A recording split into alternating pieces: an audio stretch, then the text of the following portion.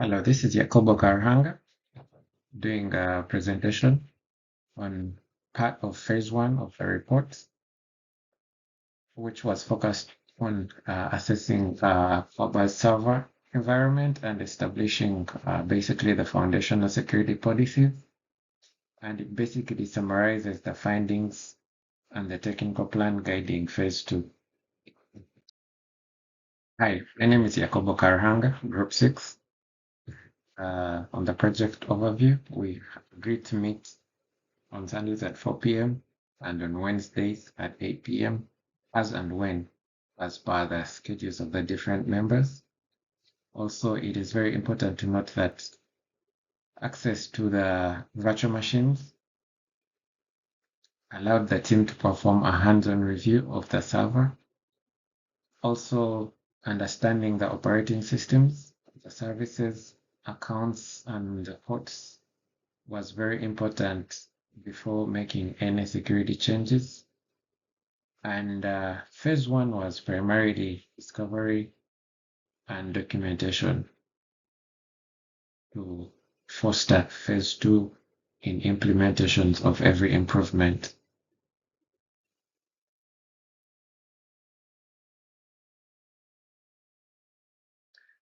On the part of the information security policies, the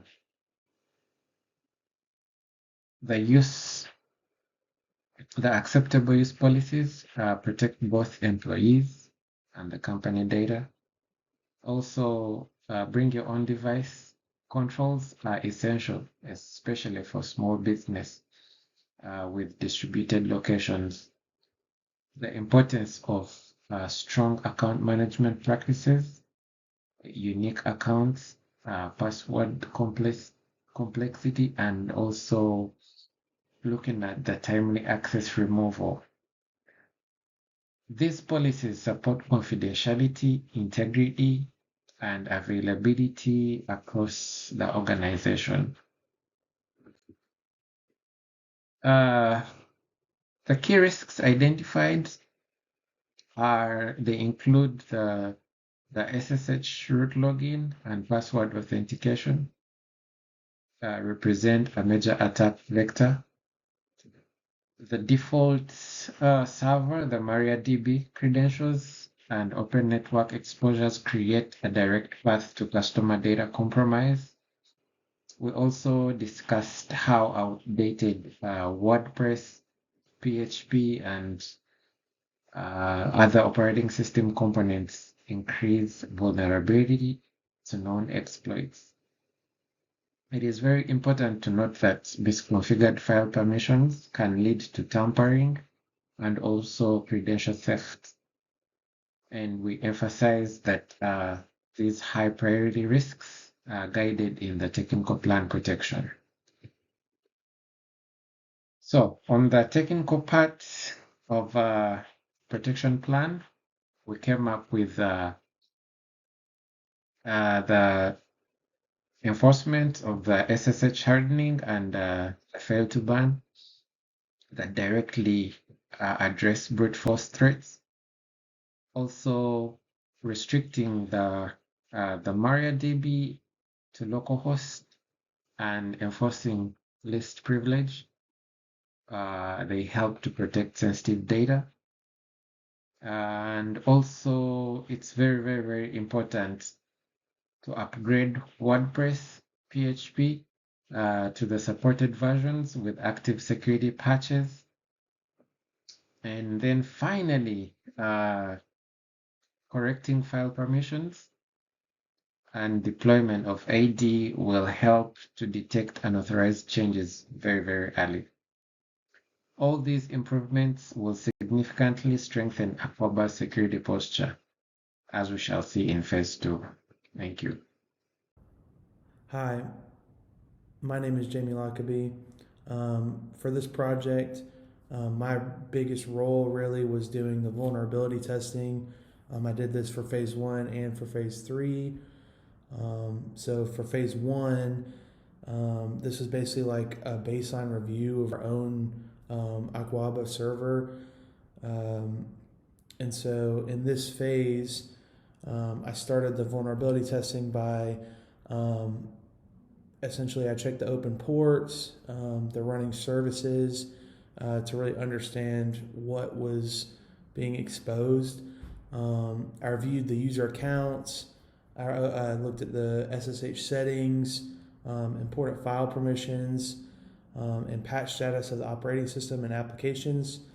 This is basically to serve the goal of creating a technical baseline and identify the things that could introduce vulnerabilities into the system.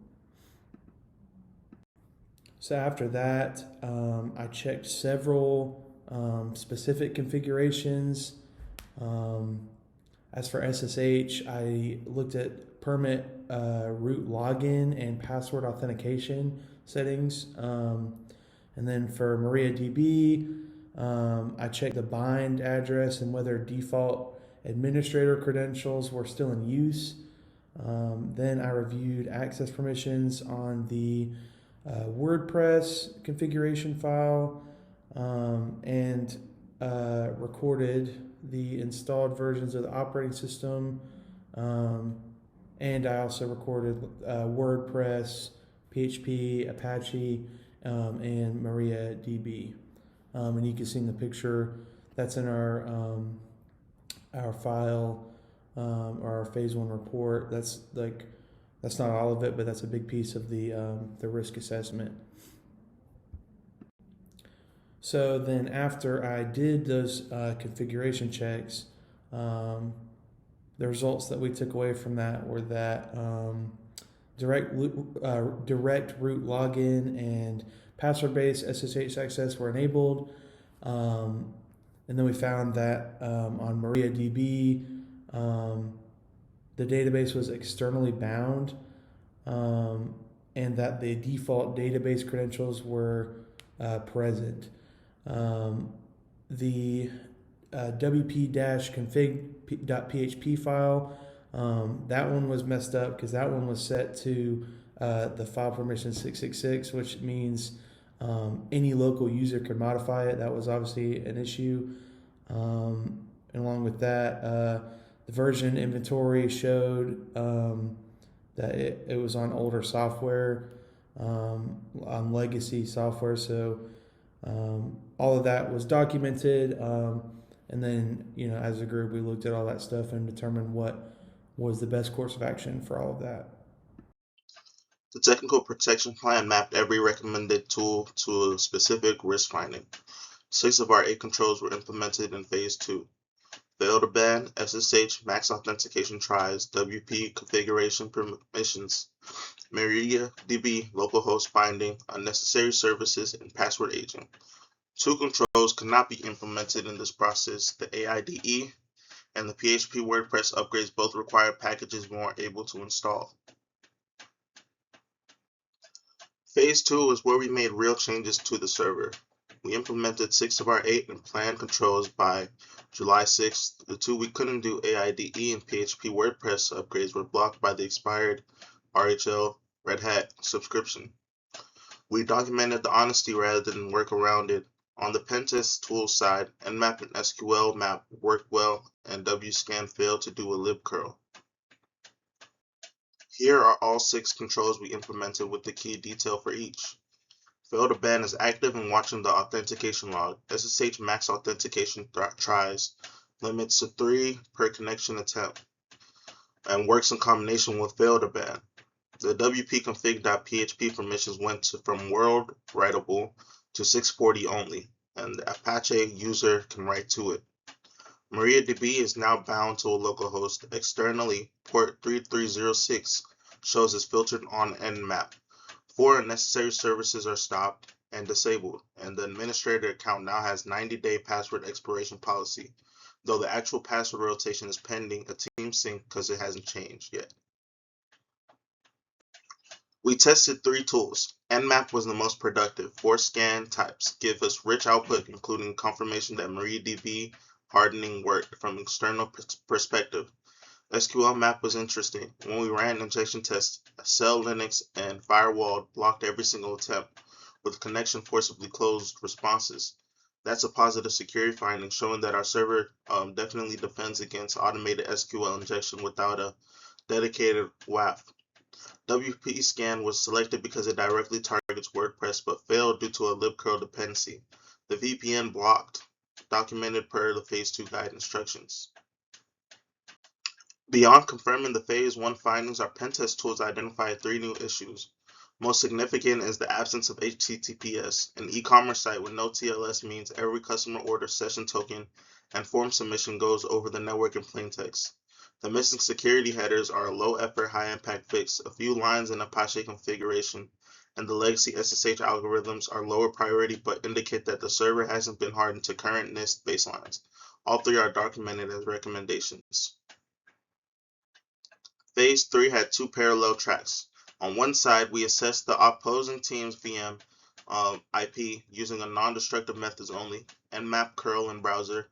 On the other side, we monitored our own VM while it was being assessed. Both tracks ran from July 16th through 23rd. 6 findings were documented, where the opposing team and our monitoring confirmed all Phase 2 controls remained effective.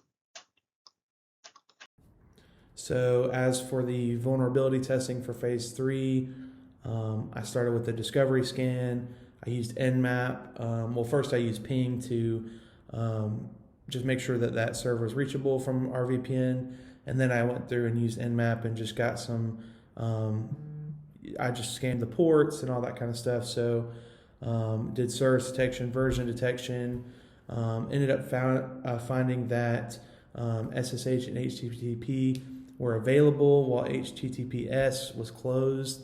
That was like one of the first issues I found, but I kept it, non-destructive. Didn't do anything that might damage any files on the IP or anything like that, or do any sort of brute force attacking.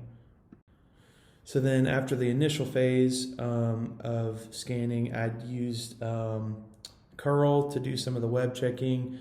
I inspected the HTTP response headers. I visually just looked at like the visible WordPress endpoints. The server disclosed WordPress 5.8.1 and PHP 7.2.24. And then I went on to confirm that the login page, administrator path, README file, and whatnot were all reachable. I also confirmed that the site responded over HTTP, but did not have HTTPS available on port 443, just for an example. So finally here, I tested the SSH service by collecting its version banner and enumerating the supported algorithms. That scan reported OpenSSH banner, key exchanges, host key algorithms, encryption ciphers, as well as message authentication methods. It included older options such as SHA-1, SSH RSA, among several others. And then I also found that version-based scanning had produced possible CVE leads, so I recorded those as needing verification. Not that those were very big exploits or anything, but those would be something that would need verification. And so this is my last slide, so I will just say one of my biggest takeaways that I learned from this project was that how important this vulnerability testing stage is in developing a plan. It's a foundational step. You need to know exactly what your plan needs to go into. So this is a great first step. So I'll leave the broader risk analysis and remediation plan for the rest of my teammates. Thank you. Hey y'all, my name's Lloyd Hill, and as mentioned before by my teammates, we found multiple vulnerabilities in the virtual machine. Those include the HTTP being implemented, which is outdated and exposes the plain text of transactions to everyone in the public. And if you use a cybersecurity tool called Wireshark, you're very familiar with how easy it is to view unencrypted packets using the tool, which is called a man-in-the-middle attack, essentially. This also leaves the SSH secure shell accessible, which increases the attack surface of the virtual machine. WordPress exposure was another vulnerability discovered that is a common target due to its unpatched vulnerabilities, which can leave the virtual machine open to brute force attacks and credential sniffing attacks. PHP 7.2 was also discovered on the virtual machine. And this is a major issue because it hasn't been updated since 2020. And that outdated version can leave the virtual machine's endpoints open to the public, which can allow for a bigger attack surface, like mentioned in the WordPress. And then open SSH findings, we found that they expose active sessions on the wire, while those outdated versions to the virtual machine itself are known to be publicly exploited. The most insightful observation for Phase 3 is the side-by-side comparison. Both VMs have the same base image, WordPress 5.81, PHP 7.2, no HTTPS, and legacy SSH algorithms. These shared vulnerabilities reflect the lab environment rather than the negligence by either team. The difference is what Phase 2 achieved. Our MariaDB is no longer externally reachable. We have fail-to-ban running. Our wp-config.php permissions are corrected, and unnecessary services are stopped. Those 6 controls are the measurable output for Phase 2. We have 8 prioritized recommendations for Aquaba going forward. The RHEL subscription is the single highest priority action because it unblocks PHP upgrades, AIDE, and ongoing OS patching. Without it, the security program is fundamentally limited, and once that's in place, upgrade PHP and WordPress, configure HTTPS, and add security headers, rotate all default credentials, install AIDE, and harden the SSH algorithm list, and restrict WordPress and XMRPC and README endpoints. These 8 items close the remaining Phase 1 risk register. Hello, everyone. My name is Anthony Wagu, and I'm the team leader. Looking back on the project, there were a few big lessons that we had to learn. So to wrap everything up, I think our team did a really good job reaching the goals that we